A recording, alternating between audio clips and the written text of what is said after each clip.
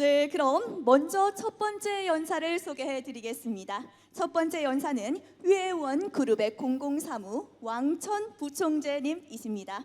왕천 부총재님께서 오늘 문화를 매개로 IP 생태계 조성 및 한중 문화 상호 교류 촉진에 대해 말씀해 주실 예정인데요. 尊敬的各位，应该也有中国的中韩两国的朋友，大家好，안녕하세요。很高兴和大家相聚在此次韩国文化产业高端盛会，并有幸代表阅文集团与中韩文化产业界的同仁一起分享心得、交流经验。今天呢是一个非常特别的日子，双11。我看到各位朋友的脸上都露出了会心的一笑，可能我们今天的这次盛会应该不耽误今天晚上或者今天一整天大家的这个购物和消费吧。双11现在已经成为了新时代年轻人的一个新的节日，既是当然中国有时候讲也叫光棍节也是购物节。不知道在座的年轻朋友们打算怎么样的清空自己的购物车呢？我听说11月11日对于韩国年轻人来说也是一个重要的节日，是巧克力棒节。韩国的年轻人会在今天互赠细长的巧克力棒来表达爱意，一个是用购物的狂欢来安慰自己，一个是鼓励果断出手解决脱单。那么中韩文化我们有一定的共通性，也存在着很多差异。我相信只要我们敞开胸怀，以交流互鉴，用合作实现共赢，一定会创造出文化交流的新局面，产业发展的新辉煌。这也是我们今天在这里进行分享交流的一个重要的目的。那其实呢，我在此来阅文集团之前，一直也跟韩国有很深的渊源，我们也做了很多的中韩的文化交流。我还记得我最后一次在中国文化部做这个中韩中外文化交流的这个最后一场的活动，就是当年2017年12月文在寅总统访华的时候，和习近平夫妇一起观看的那场演出。那当时呢，韩国是带来了这个交响乐团，还有 hip hop， 中国呢是用我们的古筝跟韩国的交响乐团进行了协奏。那么那场演出得到了在场所有的嘉宾，包括文在寅总统，包括习近平总书记的一致的赞赏。在我经历的所有的中韩的交流之中，我觉得在文化方面我们一直是没有隔阂的，一直都融合得非常好。不管是我们的从最早的韩国的游戏，最早的韩剧，到现在我们中国也开始有自己的游戏，也有自己的各种的电视剧。后天呢，大家会到阅文集团参观我们公司，能看到我们在这方面所做的努力。所以呢，接下来我要介绍一下阅文到底是什么样的一个公司呢？阅文集团呢，成立于2015年的3月，是一家以数字阅读为基础， IP 培育与开发为核心的综合性文化产业集团。我们的使命是让好故事生生不息，愿景是为创造者打造最有价值的 IP 生态链。什么意思呢？因为中国的 IP 的诞生可能跟日韩、跟欧美不太一样的是，中国的 IP 诞生于文字，所以我们最早发端于是一家阅读的网站，小说阅读的网站，都是看书的。那么我们现在的文字量有多大呢？我们现在每天更新的文字数量是1亿字，去年呢，我们更新了400亿字，我们的网站。所以呢，在我们的网站上有众多的创作者，也有众多的读者。那么这些好故事就是我们阅文沉淀下来的中国的 IP。阅文旗下呢，囊括了 QQ 阅读、起点读书、新力传媒、腾讯动漫等业界知名的品牌，汇聚了强大的创作者阵营，丰富的作品储备，触达数亿用户，已成功输出了《庆余年》《赘婿》《鬼吹灯》等网络文学 IP 及多种形式的改编作品，覆盖有声、动漫、影视、游戏等多种业务形态，立足国内文创，阅文亦引领网文出海，布局了全球的市场。接下来呢，我跟大家分享几点阅文在 IP 全产业链建设和出海方面的一些探索。一个好故事，一部好作品是可以跨越文化差异的障碍，超越时空，直抵人心，赢得共鸣。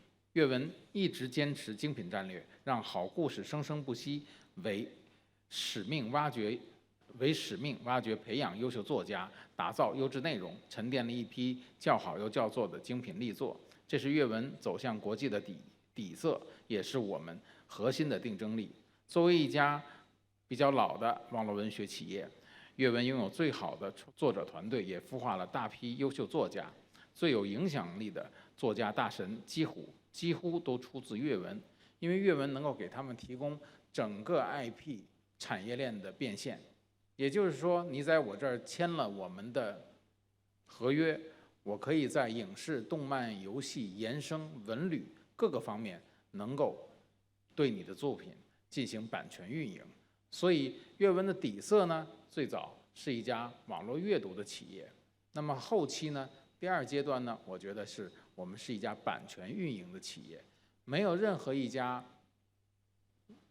书店，也没有任何一家出版社，它是拥有全版权的，而阅文呢，拥有了全版权。那么我们就有了做版权运营的一个底气。阅文旗下的作品呢，我们连年入选了中国网络文学影响力榜、大国传损、第一序列、汉阙、烈焰、山河盛宴、道诡异仙等一批精品力作，得到了学界业界的肯定，可谓精品迭出，硕果累累。2022年，阅文旗下的《华春光》《复兴之路》《大国重工》《赘婿》《大医铃兰》等多部经典作品还被收入了大英图书馆中文藏书目录中。那么我们在这个月，应该是2个礼拜之后，我们还会跟大英图书馆进行签署我们的这个战略合作协议。那么我们的好作品，比如阅文代表作《诡秘之主》这批作品，融合了奇幻冒险、克鲁苏、蒸汽朋克、维多利亚时代风情等多种文化元素。自连载之初就是中英文的同步更新，英文版有超过4600万的海外阅读量，接近满分的评分，曾高居奇幻类完本作品人气第一，被外媒定义为属于所有地球人的作品。去年的法兰克福书展，大批网文 IP 的粉丝从英国、比利时专程飞来现场打卡。阅文展厅接待了100多家海外公司的合同问询，日均流量超过1万人。阅文好故事的影响力可见一斑，坚持内容为王，阅文也以内容优势赢得了发展优势。2024年上半年，阅文集团的营收是41.9亿元，同比增长了27%。在现在这样一个经济环境相对比较严峻的时刻，我觉得这是一个比较好的成绩了。那么阅文的版权运营和其他业务的收入呢，也达到了22.5亿元，同比增长了73.3%。在经历了内容出海、平台出海2个阶段之外，阅文集团开始进入 IP 全产业链的出海阶段，从网络文学到影漫游到文旅加，阅文集团的 IP 生态链矩阵建设拓宽了 IP 价值的边界，也拓展了海外市场，延伸了阅文集团在国际交流上的传播半径。那么我们当然今天在座的有很多韩国的企业家和韩国的朋友，当然我们在韩国也有我们的合作伙伴，也有出版社去跟我们合作。当然未来我们也希望不仅仅是在出版领域，可能在动漫、游戏等各个领域，甚至影视方面跟韩国进行合作。那么今天我就以庆余年为例，与在座的各位分享一下阅文在全产业链 IP 建设方面的一些探索。相信在座的中韩同仁也许对庆余年这个 IP 不太陌生啊。庆余年是2007年首发于阅文旗下的起点中文网的一部小说，是阅文集团白金作家猫腻的成名作。2015年《庆余年》有声开发，在各平台播放量累计破5亿。2018年至2020年，《庆余年》授权多语种进行出版。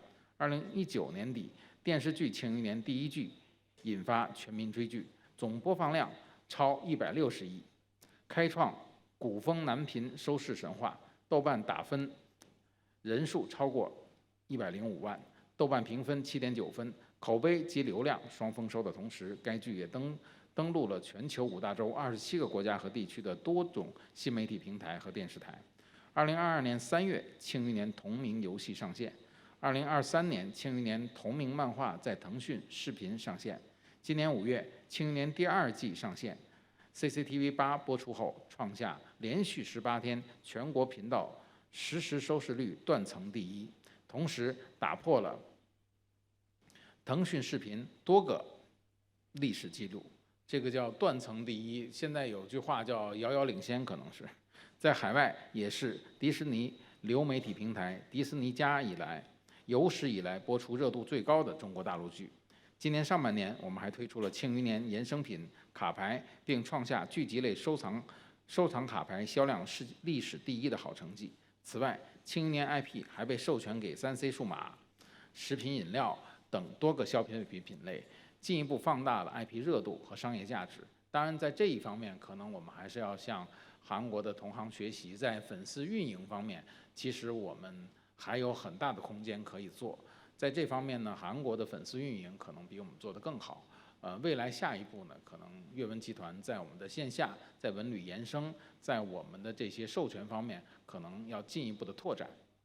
为了增强 IP 互动，丰富用户的参与感，我们还引入了社区玩法。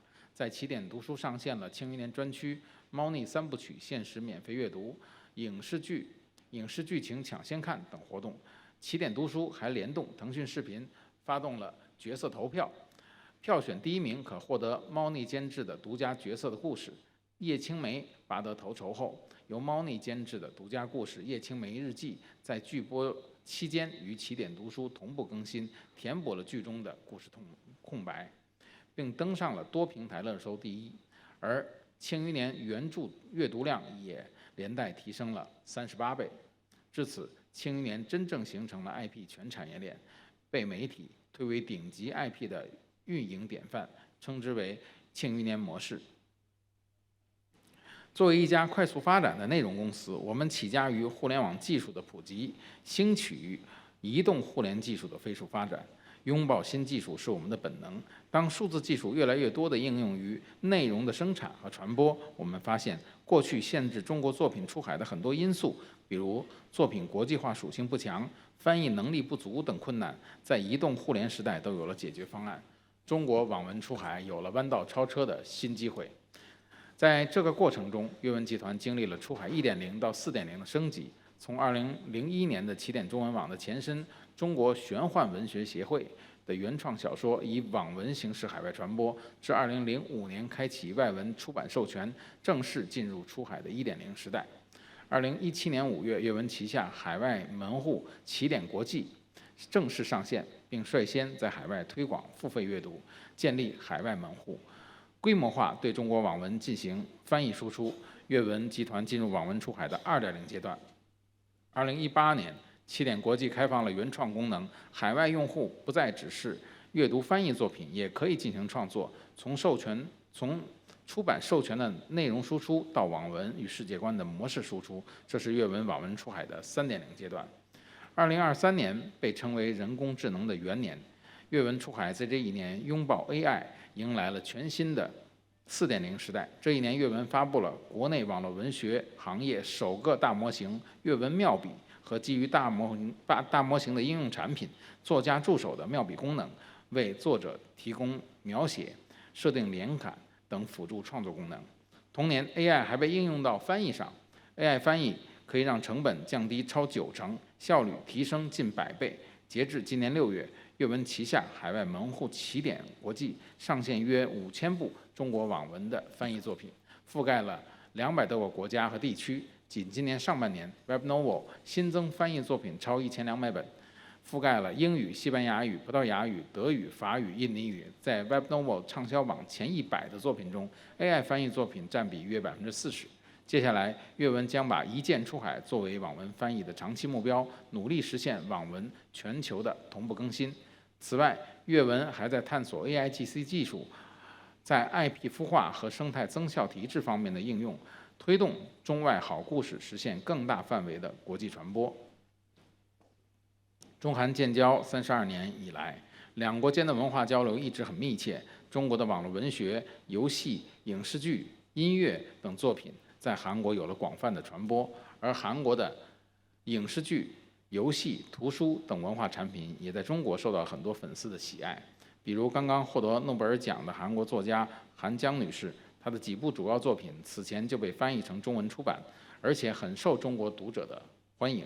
其中《素食者》一书还连续几周霸榜豆瓣小说一周热门榜。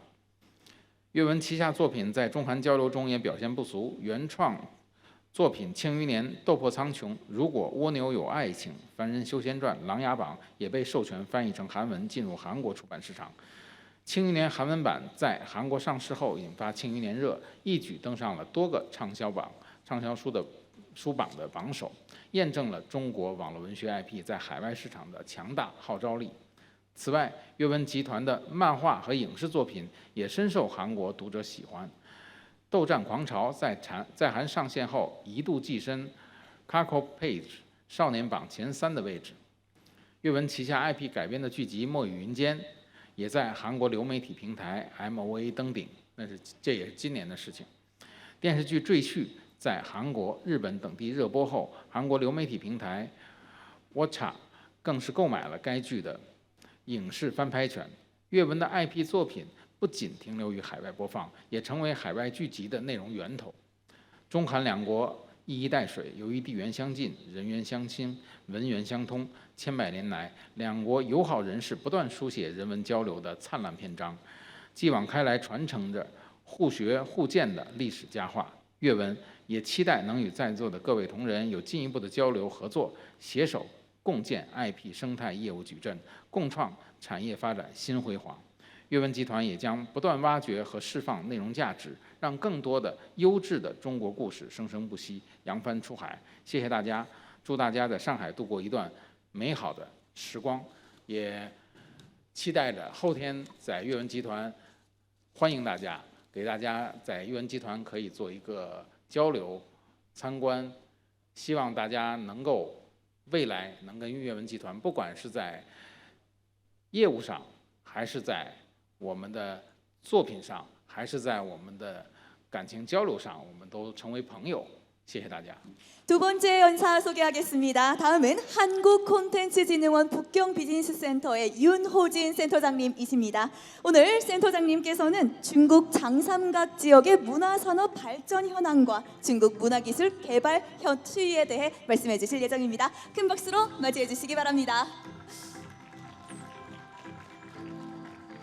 안녕하세요. 방금 소개받은 한국콘텐츠진흥원 북경비즈니스센터장 윤호진입니다.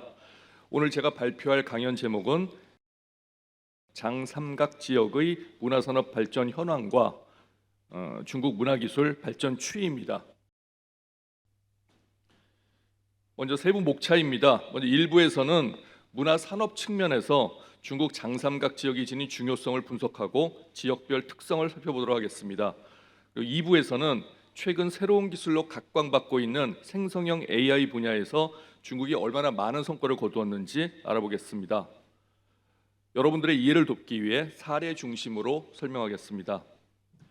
마지막으로 3부에서는 최근 글로벌 시장에서 큰 성공을 거둔 중국의 문화 콘텐츠 작품 8개를 소개하도록 하겠습니다.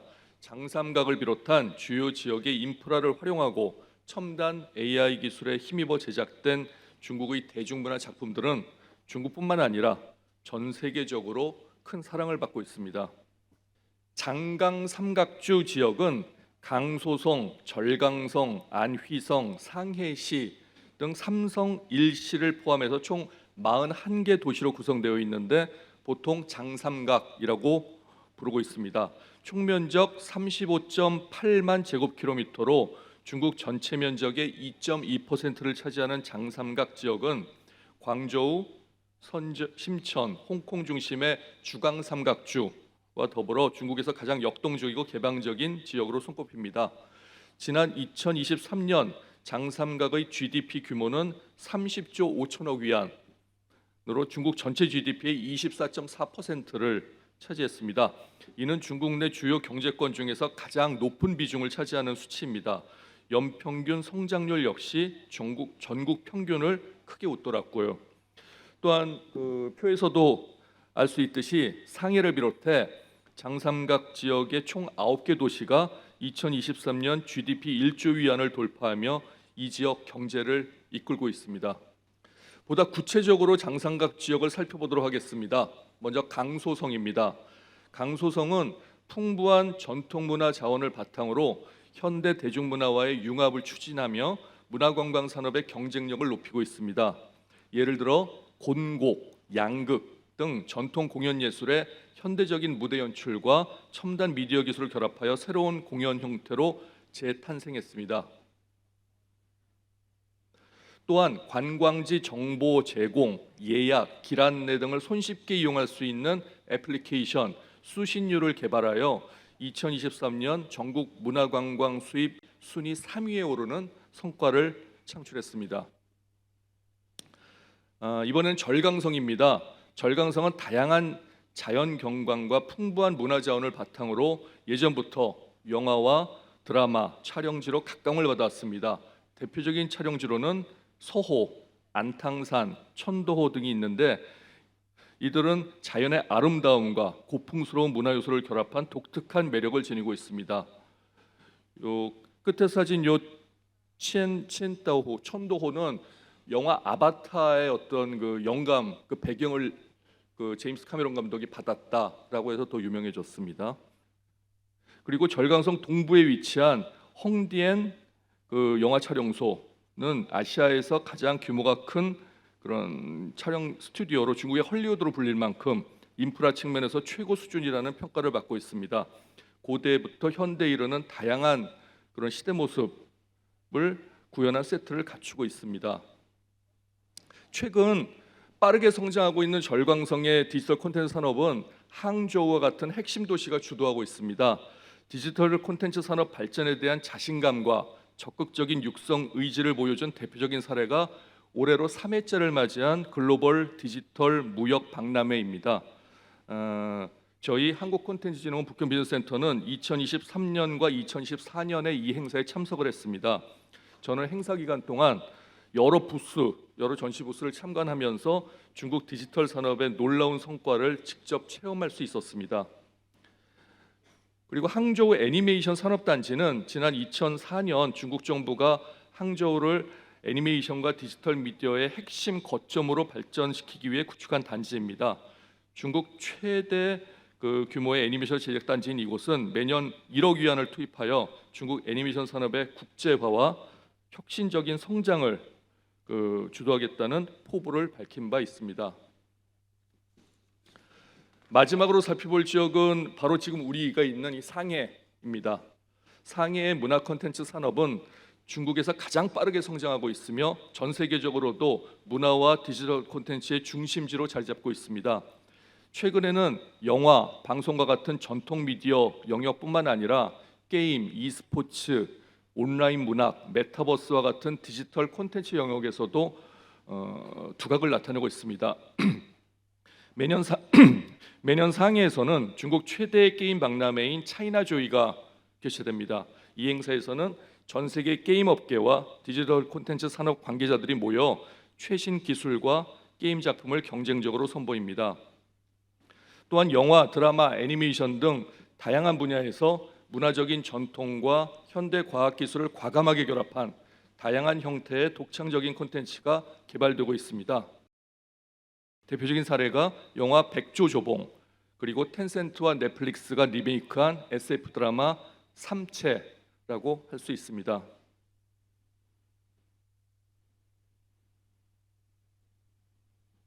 지금부터는 중국 생성형 AI 산업의 현황과 성과에 대해 설명을 드리겠습니다. 최근 중국의 인공지능 기반 콘텐츠 산업은 혁신적인 기술과 대규모 투자 그리고 정부의 강력한 지원을 바탕으로 빠르게 성장하고 있습니다.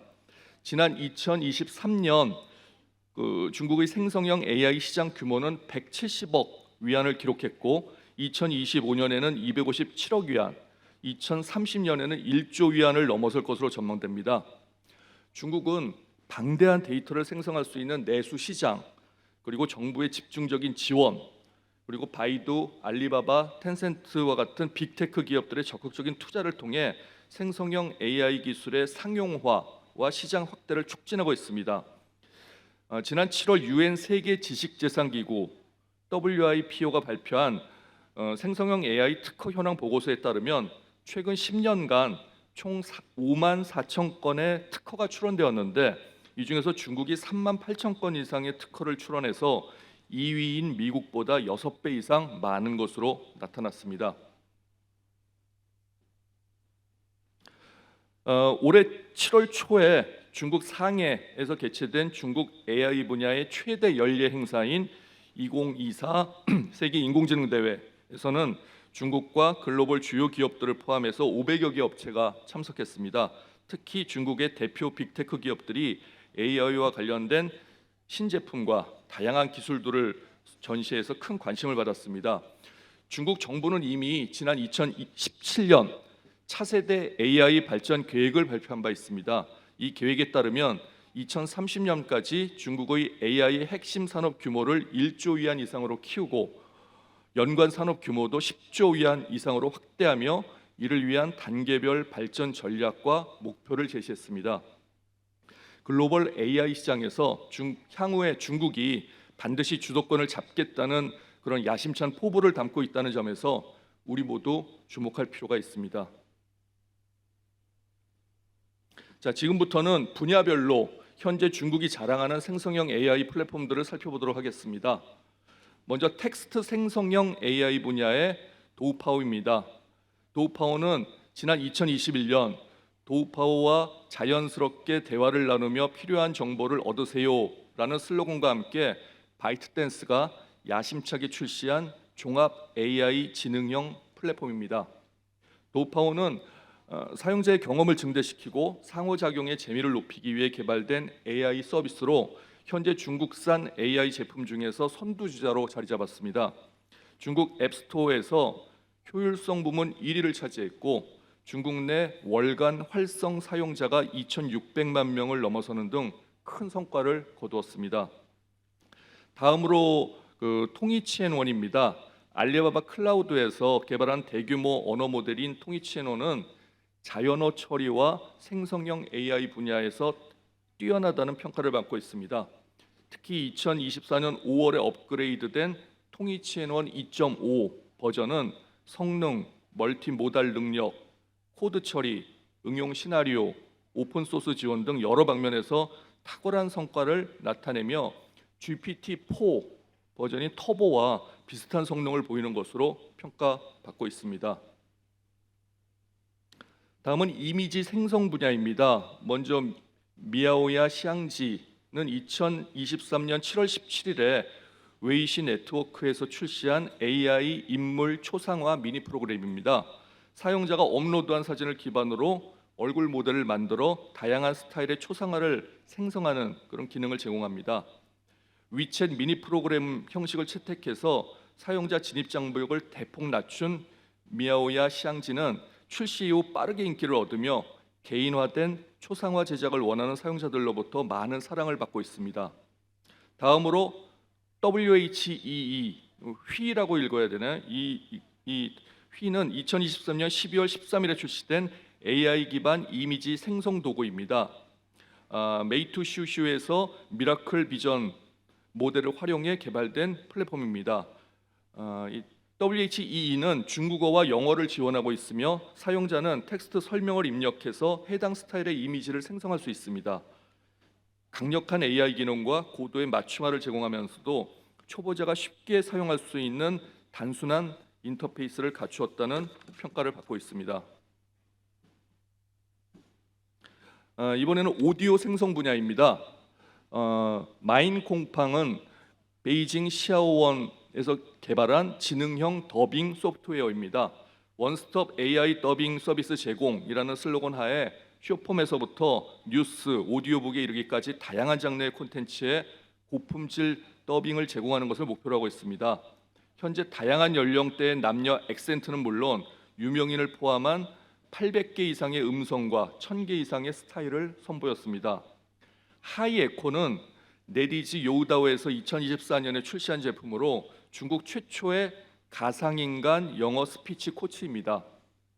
언제 어디서나 영어 말하기 연습이라는 슬로건을 내건 하이에코는 강력한 언어 처리 능력을 바탕으로 학습자에게 고품질의 영어 스피치 체험을 제공하는 것을 목표로 합니다.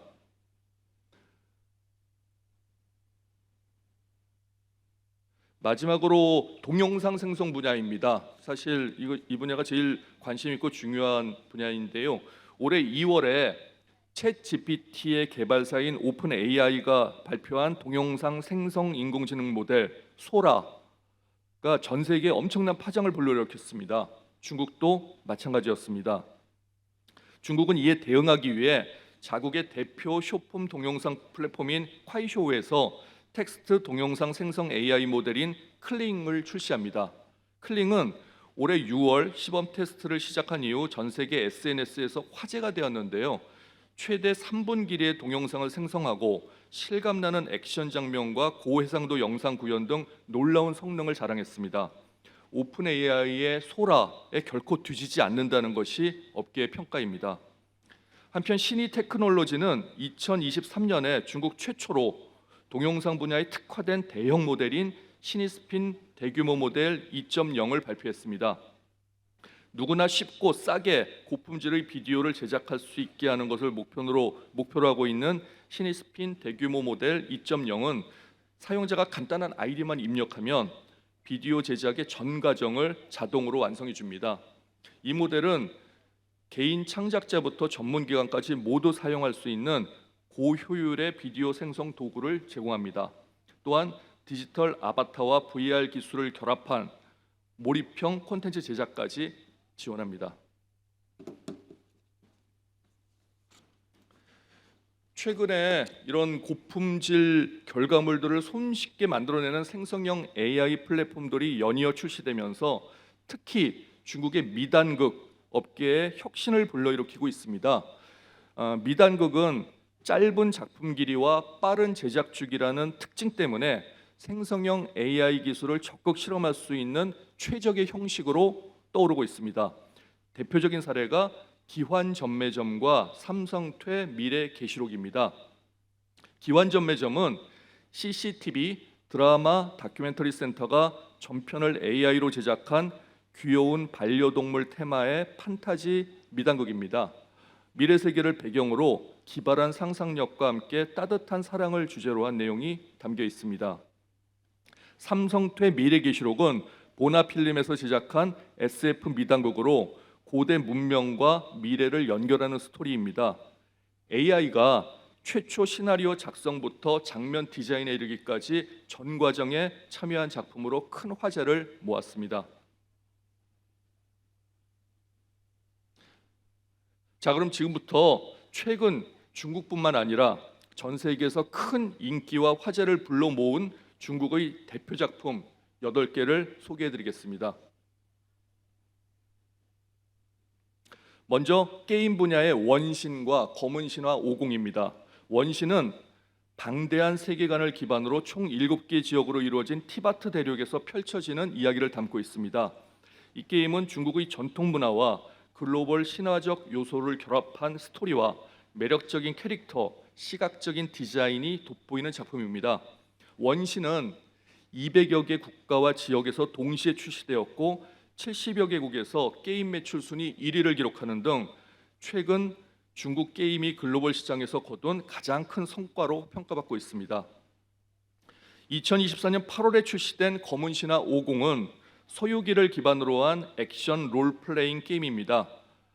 중국의 고전 신화적 요소를 현대적인 게임 플레이로 재해석했고 언리얼 엔진 5를 활용한 몰입감 넘치는 그래픽으로 전 세계 게이머들의 관심을 집중시켰습니다.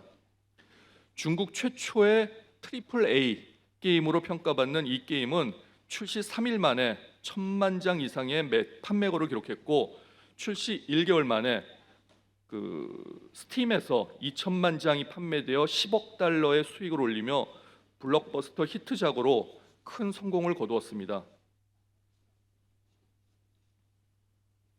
아까 우리 외원그룹 왕천 부총재님 말씀하신 경연연이 여기 나왔네요. 예, 이 경연연 2는 2024년에 제작된 중국 드라마 가운데 중국과 글로벌 시장에서 동시에 큰 성공을 거둔 대표적인 작품입니다. 중국 콘텐츠의 글로벌 성공 가능성을 입증하는 주요 사례로 평가됩니다. 이 드라마는 2019년에 방영된 경연연 시즌 1의 성공을 기반으로 제작된 속편입니다.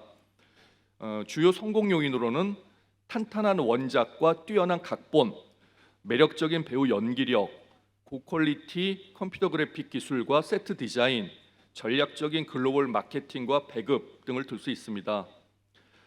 다음으로 소개해드릴 작품은 여봉행입니다. 2024년을 빛낸 대표적인 선협 멜로 드라마로 지우루 페이샹의 소설 본왕제차를 원작으로 제작되었습니다. 이 드라마는 전 세계 180여 개국에서 16개 언어로 번역되어 서비스되었는데 특히 싱가포르와 베트남 등에서는 동시간대 방영된 경쟁 드라마를 모두 제치고 최고 인기 드라마로 선정되었습니다. 특히 두 주인공의 강렬한 조합과 극적인 스토리 전개로 중국 본토를 비롯한 해외 시청자들에게 큰 인기를 얻었습니다. 영화 분야의 2024년 대표 작품입니다. 일본 영화 백엔의 사랑을 리메이크한 중국 코미디 영화 열날곤탕입니다. 올해 춘절 시즌 박스오피스 1위를 차지한 이 영화는 적절한 유머 코드와 진정성 있는 연출을 통해 관객들의 폭넓은 공감을 이끌어냈다는 평가를 받았습니다. 최근 넷플릭스에서도 시청이 가능합니다. 열날곤탕의 글로벌 배급은 소니 픽처스가 담당했는데 이는 소니 픽처스가 중국 본토에서 공동 제작에 참여하지 않고서도 글로벌 배급권을 사들인 최초의 영화입니다. 또한 9년 만에 글로벌 배급을 맡은 첫 중국 영화라는 점에서 특히 주목할 필요가 있습니다. 다음은 비치 인생 2입니다. 열날곤탕과 함께 2024년 춘절 성수기에 개봉해서 34억 위안의 흥행 수익을 올리며 박스오피스 2위를 차지했습니다. 2024년 글로벌 영화 박스오피스 상위 탑 10에서 영화 열날곤탕에 이어 8위를 차지하기도 했습니다. 재기발랄한 유머와 흥미로운 캐릭터 간의 호흡, 그리고 역동적인 레이싱 장면 등으로 젊은 관객들로부터 큰 호평을 받았습니다. 영화의 핵심 테마인 동료 간 우정과 어려운 상황에서도 절대 포기하지 않는 끈기를 감동적으로 보여주며 해외 시장에서 큰 호응을 얻었습니다.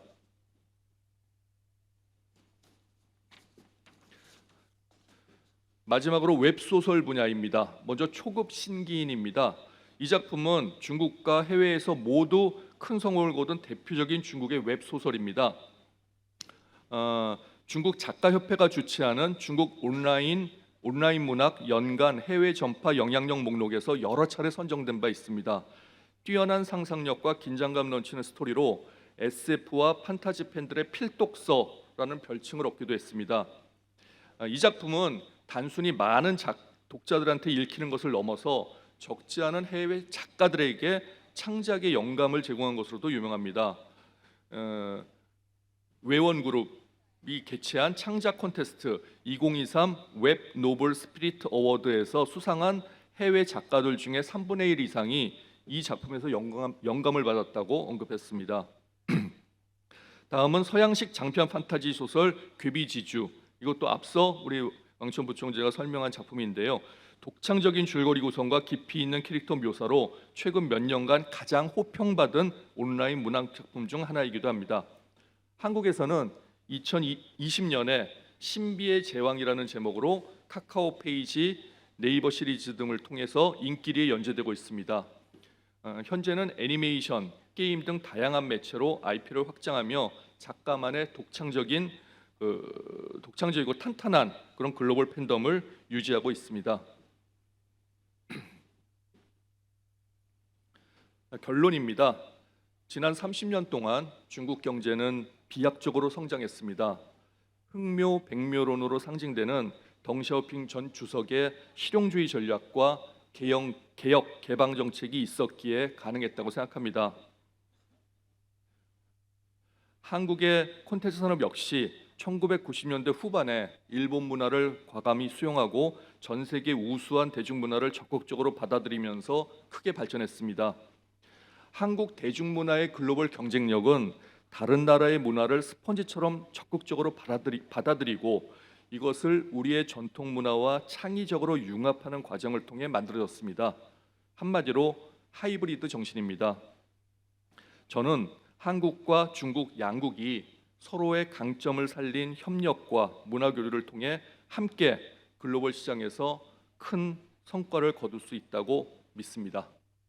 자, 그럼 이것으로 모든 발표를 마치도록 하겠습니다. 감사합니다.